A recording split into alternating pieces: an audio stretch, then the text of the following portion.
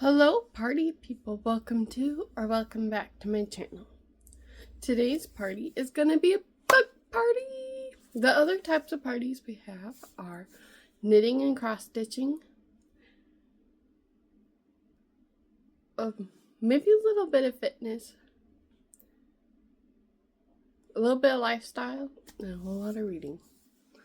Alright, so today I'm going to be talking about the books I read in February. I decided it'd be fun to go back to the beginning of the year. I'm doing a separate video for each month, just talking about the books I've read. Please note that it has been a little bit since I've read these, and I didn't write reviews on them, I just rated them. So we are relying on this noggin. Alrighty. The first book I read in February was Shoe Dog by Phil Knight, and I listened to the audiobook version. And it basically is just how Nike came to be, like, and all the challenges that Phil Knight faced. And because he started the company with Japan, and then things got tricky there. And then just like all the challenges he had with that, and then becoming Nike, and like just trying to face like supply and demand issues that they kept having, and then relationships with the people that he founded the company with, and then debating about if they wanted to go public or not, and then how he found his wife, and like just different relationships, and then like his journey throughout life. I thought it was really cool, really insightful, and I was taking an operations management class at the time when I was reading it, so just like learning about like how companies decide like the inventory levels so it can correlate with supply and demand, infrastructure type things, just all like the background stuff on managing the operations of a company.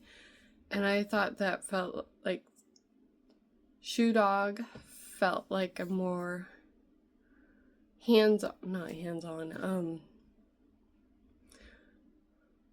I want to say like realistic approach of how it works with a company, and then seeing it evolve to what it is now. I rated this book 4.25 stars on Storygraph. I thought the writing was really well. The narrator they picked was really good. I kept telling people that it was narrated by Phil Knight. It was only like the first chapter that was. Sorry people, but it was narrated by Robert Leo Butts. Sorry if I butchered that. And I thought he did an excellent job with it. I think because I have been noticing, besides like Outsiders as being an anomaly, that I tend to rate audiobooks lower. And this book was really long. It was just about 13.5 hours. I do want to purchase this book like as a physical copy, because there's some things that I want to be able to highlight and stuff, because I did listen to this in the car. And I do tend to rate things on the higher side. Like a lot of things that I read, you'll see that it's like 3 stars, 4 stars. Like to me, if it's 3 stars, it was just like, that's not great. But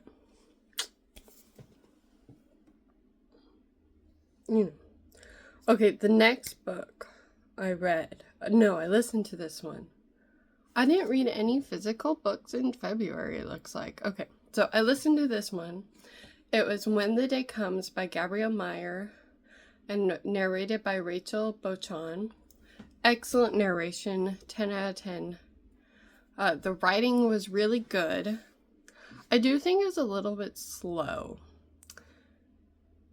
And maybe it didn't need to be nearly 12 and a half hours. But it is a series. It's the first in the Timeless series, and I want to continue it. It was so good. I mean, some of the plot points were a little bit predictable, but really kept you like sitting on your seat, like on the edge of your seat. And I'm going to read the description that Storygraph has. It's, how will she choose, knowing all she must sacrifice? Libby has been given a powerful gift. To live one life in 1774 colonial Williamsburg, and the other in the 1914 Gilded Age New York City. When she falls asleep in one life, she wakes in another. When she's the same person at her core, and both times she's leading two vastly different lives. In colonial Williamsburg, Libby is a public printer for the House of Burges and the royal governor, trying to provide her family and support the patriot cause. The man she loves, Henry Montgomery, has his own secrets. As the revolution draws near, both their lives and any hope of love are put in jeopardy. Libby's life in 1914 New York is filled with wealth, drawing room conversations, and bachelors, but the only work she cares about, women's suffrage, is discouraged, and her mother is intent on marrying her off to an English marquess. The growing talk of war in Europe only complicates matters, but Libby knows she's not destined to live two lives forever. On her 21st birthday, she must choose one path and forfeit the other. But how can she choose when she has so much to lose in each life? I do want to, this might be a little bit of a spoiler, but I think it's important. I do have a trigger warning for assault, and just one of the guides is really awful to her. This does take place in revolutionary America, so they're building up to fight the revolution, make America independent from Britain. And yeah, I just also checked the other warnings, because this is a bit of a heavy read, but I thought it was really good. And I think that's part of why I docked at some points, just because of how heavy it was, and just the point of time in my life that is like not what I needed. But I rated it 3.75 stars, and I do want to continue on in the Timeless series. There isn't much of a cliffhanger. I feel like it wraps up nice, but it wraps up nice, but in a way that you want to continue on and see what happens to the characters. And I just love Henry Montgomery and Libby. And Libby's mom is so sweet. I just love her. I mean, she's so caring for her daughter. I mean, I would say 10 out of 10, but I rated it 3.75, so that would not be a 10 out of 10. And I also think, because I've been removed from reading this book, I'm not remembering all the reasons why I didn't love it. I do think it was a little bit slow. I think that's part of and it felt a little bit repetitive. And you had to keep the two timelines straight. So, but they did do a good job of labeling, the dates and where she was. So it was easier to keep track of everything. And then the last book I listened to was Kamogawa Food Detectives. This is also a series. I don't know if I want to continue in this series. The audiobook length was just under 5 hours, and it's by Hisashi, oh, I do not know how to pronounce that last name. I am so sorry.